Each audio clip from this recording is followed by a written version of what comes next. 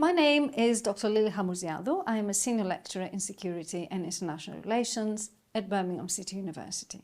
And I'm going to be talking about drones as part of our strategy against terrorism, their effectiveness and ethics. So what is a drone?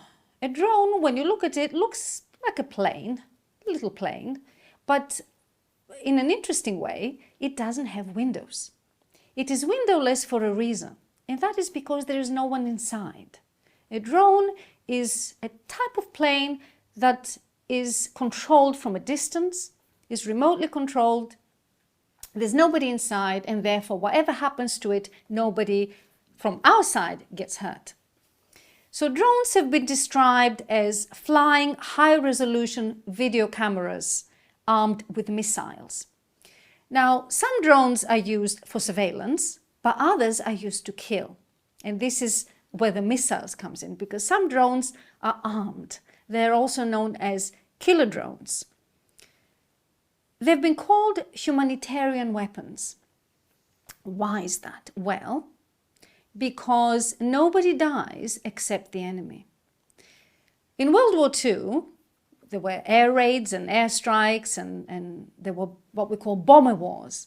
And planes would fly over populations and cities, and they drop their bombs, and they would kill people on the ground. But the pilots themselves, that were actually in the planes, were in danger. And many would die, would be shot down, or the plane would fall, or they'd be captured and maybe tortured and killed by the enemy.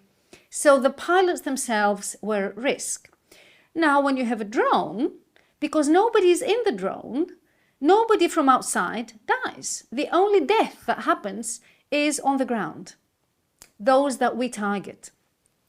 Now, drone warfare has become very popular in the war against terrorism. And drones are used by the UK and its allies to target people, dangerous people, whether terrorists or some dangerous for some other reason, in countries around the world, very far away from us. So in Pakistan, Afghanistan, Iraq, Syria, Somalia, Sudan, Nigeria. So it's one of these wars that is almost like a global war, but very low risk and no risk to us who are behind it. So in some ways, the drone saves our lives while killing others. Now this is politically and morally acceptable, or so the argument goes, because they are effective, but they don't put us at any unnecessary risk. And that is part of morality. You don't put people at unnecessary risk. So those that we need to protect are protected, and those that we need to kill are killed. So that's the best kind of war.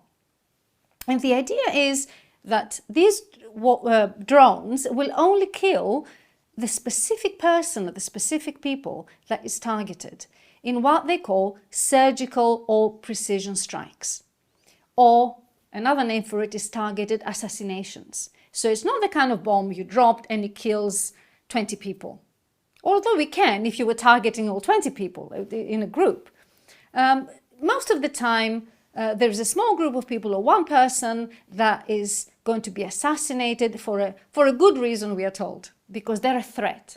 They're a threat to us, they're a threat to our interests, a threat to our lives perhaps. So what you're doing is danger-proofing war. While the space where the strike takes place is a hostile environment, the person operating the drone is in a safe environment, so is not in danger. Unlike a pilot who's in the plane and puts themselves in danger, somebody who pilots a drone, although it's not really piloting, is in a safe room on the other side of the world with some screens in front of him or in front of her, and they're operating a machine like a video game, like someone play a video game. And they're not in danger themselves.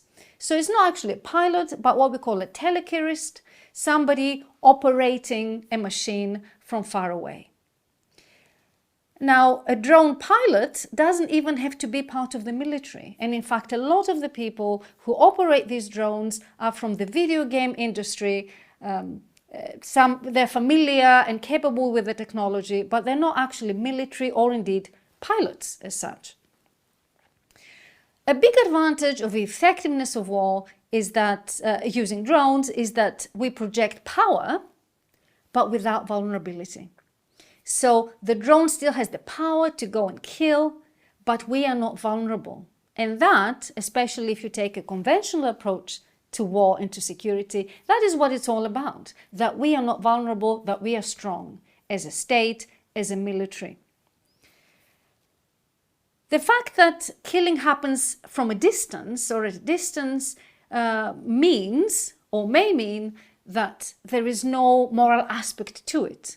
It's not really killing, although somebody dies on the other side, because this physical distancing becomes moral distancing.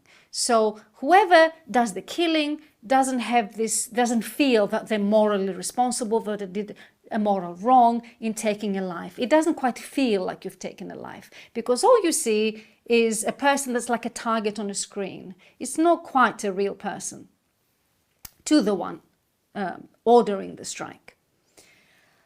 Another advantage of this kind of warfare is that the drone, or indeed the person who operates the drone, because they're not in the middle of combat, they're not affected by some negative feelings that can actually lead to an escalation of the conflict. For example, anger, fear, a sense of revenge. All these human emotions that a soldier may experience in battle are removed. So you have a very calm and collected person operating a machine. And therefore it doesn't escalate. The person is not going to start shooting around because their fellow soldier has just died, has just been killed. So, which also means that using this kind of technology to conduct a war help us avoid a total war like the one we see now in Ukraine, where you have daily killings of people, we have thousands of civilian kills, and we want to avoid that. And the drone or drone technology allows us to avoid that. So we have just a few attacks here and there when necessary, and we avoid a lot of carnage and, killing people, not just on our side, but also on the other side. Now, because a drone is like a robot, it's a machine and it's unmanned, it can go to places where humans can't go. For example, it can go to what we call a dirty environment, a place where there are maybe biological or chemical weapons have been used, and this would be really dangerous to a human being to go. So the drone can go there because the drone is unaffected by these things. It doesn't have the same limitations as a human, not just in terms of emotion, but also physically. Many missions can be physically taxing for human beings, for pilots. They can be boring. You could be flying for 20 hours. A human being can't do that. The human being can't even concentrate for that long. But the machine has no such problem. The machine will stay just as fast, as concentrated, as effective. It doesn't have to stop to sleep. It doesn't have to pause to eat. It doesn't have any of the human needs that would make us less effective as soldiers. So in some ways, the drone is the perfect soldier. So this is why it's considered effective and also moral, in that it's non-human. But there are many other concerns around the use of drone. And a very important one is that there is no accountability. Somebody dies, or maybe many people die on the other side, and it could be the wrong people. Is it a war crime? Well, in some cases it is a war crime. But what happens is, because it's a machine and because the person that ordered the strike is so far removed from the strike itself, that actually no one is ever held accountable, even if there is a mistake.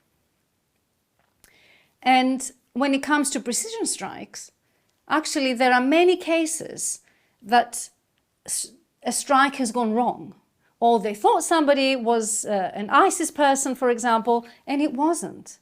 And what is meant by a dangerous person? Who is a dangerous person? What makes somebody a threat? we assume that the threat is a bad person, an evil person.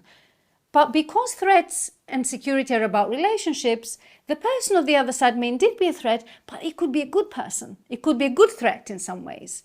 Maybe we are doing something wrong and there's a group of people fighting to get us out of their country, for instance.